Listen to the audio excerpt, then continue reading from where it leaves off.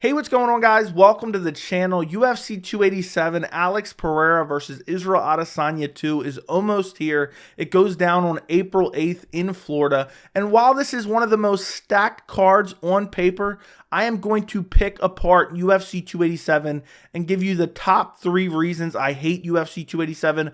I'm going to start off with some honorable mentions that didn't necessarily make the list, and then I'm going to go from 3 to 1, 1 being the reason I most hate UFC 287. And I think the number one reason is going to surprise a lot of people because I think it's something that not a lot of people are even thinking about going into this fight card. But we'll talk about that later in the video. Do me a favor. Comment down below, are there any reasons that you hate UFC 287? I'm curious to hear your opinion before I even give mine. And also, don't comment down below and say, how could you hate UFC 287? You know, it's such a great card. I understand it's a great card. Okay, this is something I do for every single UFC pay-per-view. I dig deeper than just the surface level and give you reasons I hate UFC 287. And I'll also be doing more UFC 287 content, including the top 3 reasons I love UFC 287. So make sure you subscribe to the channel and turn on notifications so you don't miss that. Now, starting off with my honorable mentions, and I'm going to go through these pretty quickly because I don't want, they're just minor gripes about the card. But starting off with my first honorable mention, it's that we are going to have to hear "B. Joe Pyfer" over and over and over again when we watch the prelims. For those of you who don't know, Joe Pyfer comes off the Dana White's Contender Series, and Dana White gave a speech after Joe Pyfer had a great performance and said, if you guys want a contract, you got to be Joe Pyfer. And it kind of became this line where the UFC used that to promote Joe Pyfer, and I think it will stick with him throughout his career. And it's just one of those lines that's just getting very, very old. It feels very, very corny. And I know we're going to have to hear it on the broadcast multiple times in the lead up to the Joe Pyfer versus Gerald Meerschaert fight. Again, it's a very small gripe, but I wanted to mention it in the video. I'm really looking forward to Joe Pyfer versus Gerald Meerschaert. I think it's a great fight. I think it's a great test for Joe Pyfer, but I'm not looking forward to hearing "B. Joe Pyfer" over and over and over again. Moving on in my honorable mentions, another honorable mention that I have is Raul Rosas Jr. isn't getting a bigger step up. I understand he's 18 years old, and again, this is a very small gripe. He's fighting Christian Rodriguez. I understand that he's still very young. The UFC's trying to build him, but he says he wants to be the youngest champion. And, is the path to the title really through Christian Rodriguez? And again, I understand this is only his second fight in the UFC, but I just wish they would have gave him a little bit better matchup in terms of trying to understand his skill set and just be a bigger test for Raul Rosas Jr. He looked amazing in his last fight against Jay Perrin, and I just think it's super unfortunate that, I understand, again, he's so young in his career, the UFC's trying to build him, and that's why it's not on my list, but I just wish we had a bigger fight. He wants to move up the ladder. He says he's confident he can become champion right now. I almost want that Khamzat Chimaev, Leon Edwards type test. For those of you who don't know, when Khamzat Chimaev was on the come up, the UFC booked him versus Leon Edwards 3 times before Khamzat Chimaev was even in the rankings, and Leon Edwards was ranked like number 2 or 3 at the time. I kind of want that test for Raul Rosas Jr. It's only his second fight, so I'm going to give him a pass on this. Hopefully it happens next fight. They at least give him a slight step up in competition, maybe like a Ronnie Barcelos or something along those lines. I just want a stiffer test for Raul Rosas Jr. I think he looks incredible. I think he's a very interesting prospect, and I kind of want to see where his skill level's at. And I don't think a fight against Christian Rodriguez is really going to give us enough information to really assess Raul Rosas Jr.'s skill level. Moving on to my last honorable mention, and that is that UFC 287 may be the end of Kelvin Gastelum's career. We are getting Kelvin Gastelum versus Chris Curtis at UFC 287. And I understand this fight could go either way. I think Kelvin Gastelum is still one of the best 185-pounders in the UFC, as crazy as that sounds. But he's lost 5 out of his last 6. If he loses this fight, he's going to have lost 6 out of his last 7. And his only win in his last 6 fights is against Ian Heinisch. He has not won since February 2021. His last fight, he lost to Jared Cannonier. His last fight before that, he lost to Robert Whittaker. And I understand these are top-tier opponents. And even the Jared Cannonier fight, you could make an argument that Kelvin Gastelum won that fight. The Robert Whittaker fight he took on short notice. He lost. He got outclassed. Robert Whittaker's one of the best middleweights in the UFC, so no harm in that. But you lost to Jack Hermanson in the first round. You lost a split decision to Darren Till. And you can't just consistently lose time after time after time and stay in the UFC. And Kelvin Gastelum may end up going down that Darren Till route where he ends up getting released from the UFC or asking for his release from the UFC because Chris Curtis is a very tough fight for Kelvin Gastelum. He's a very good counter striker.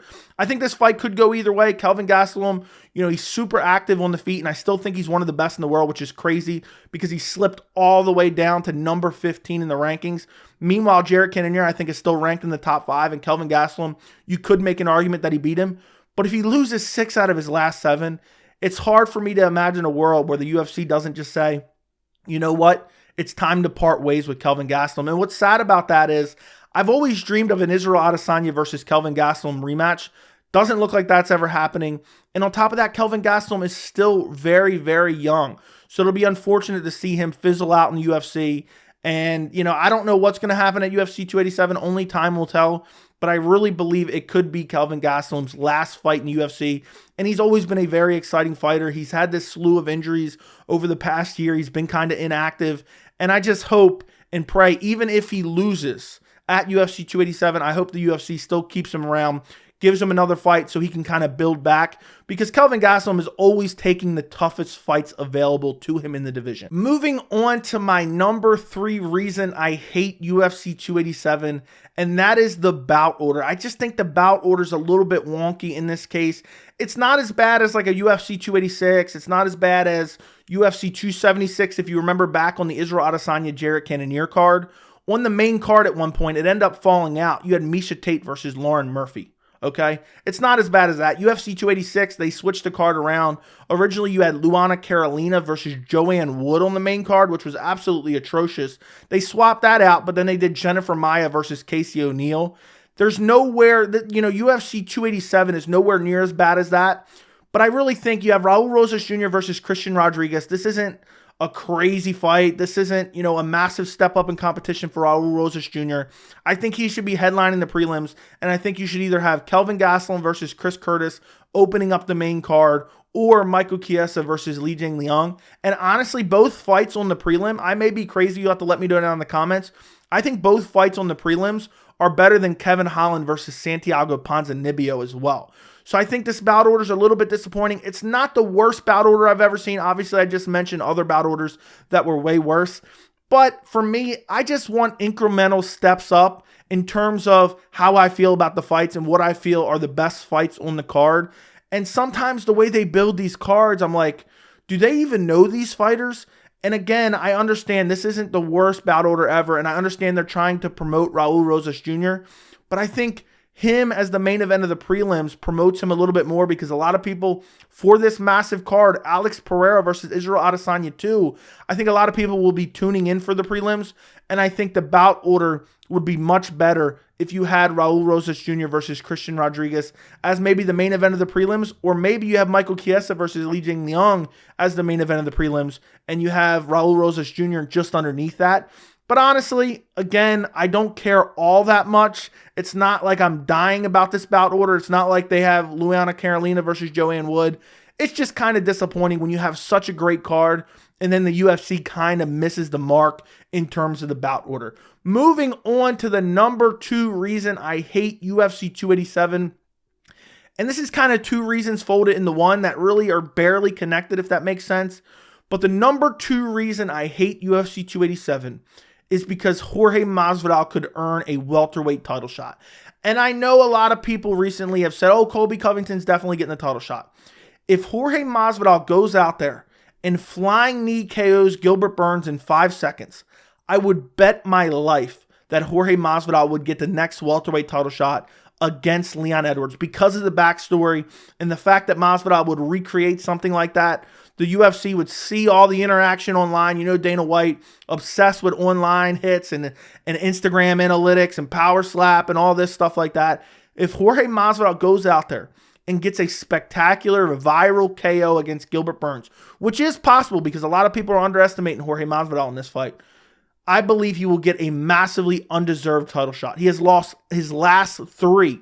He got knocked out by Kamaru Usman. He got dominated by Colby Covington. He lost a 50-45 to Kamaru Usman. And with a win over Gilbert Burns alone, Jorge Masvidal is not close to a title shot. I would think he would have to win at least 2 more to deserve a title shot. And when you have guys like Bilal Muhammad, you have guys like Shavkat Rakhmonov, you have guys like potentially Khamzat Chimaev. I know he's probably moving up to middleweight. But you have those guys in the division who most people would much rather fight for the title. If Jorge Masvidal, because he sucker punched a guy backstage, 5 years ago, and now he gets a viral KO, if he earns a title shot at UFC 287, I'm literally going to throw up, and it is a real possibility. The other thing, and I mentioned kind of two reasons in this kind of whole Jorge Masvidal versus Gilbert Burns scenario, I wish this fight was 5 rounds. Honestly, this is a good welterweight fight.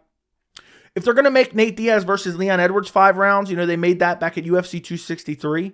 Why not make Jorge Masvidal versus Gilbert Burns 5 rounds? This is a phenomenal fight. I do believe both guys are highly skilled. I do believe Jorge Masvidal's on the decline, but I think a lot of people are burying him a little bit too much. And I understand he's nowhere close to a title shot, but still, I would love this to be a 5-round fight. Too often, we have these very high-level fights towards the top of the division, and we get 3 rounds, and then everyone's like, oh, I wish we would have got 5 rounds.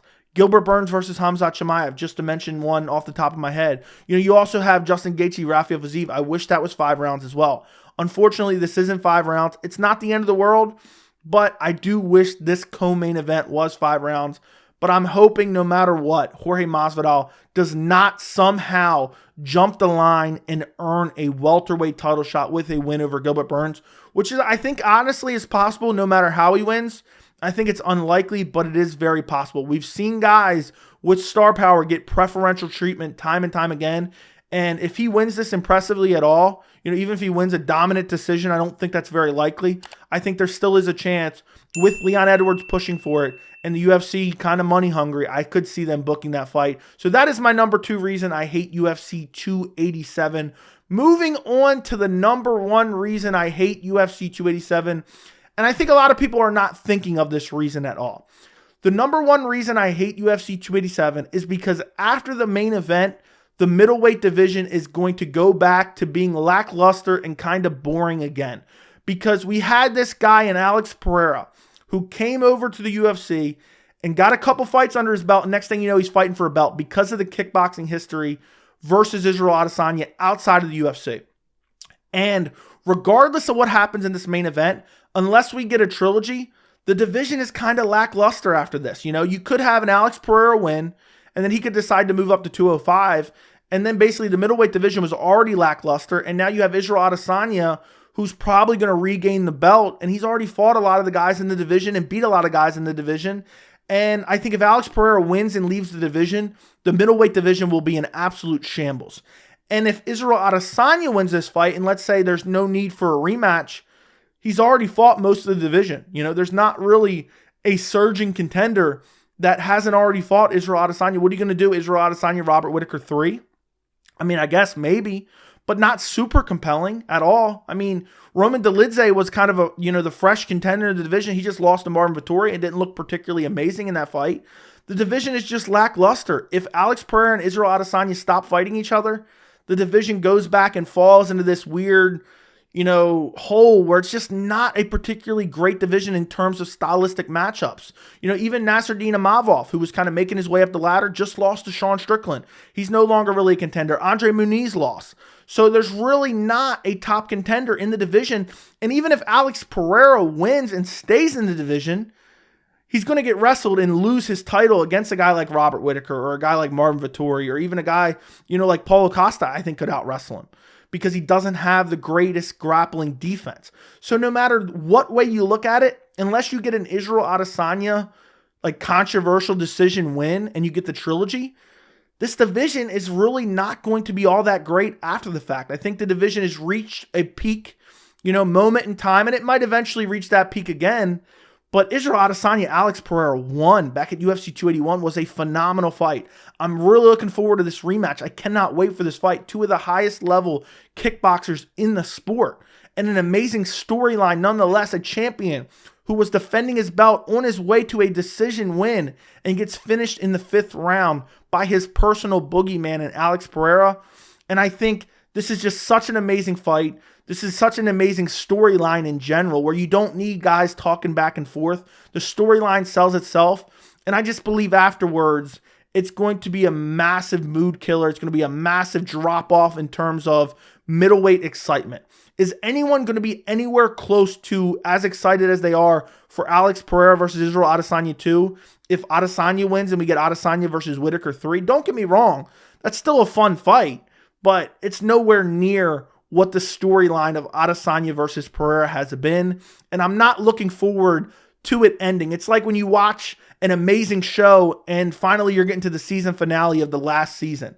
That's how I feel about the main event of UFC 287, Alex Pereira versus Israel Adesanya 2. And it's just going to be disappointing once it's over, no matter really what happens outside of a trilogy fight.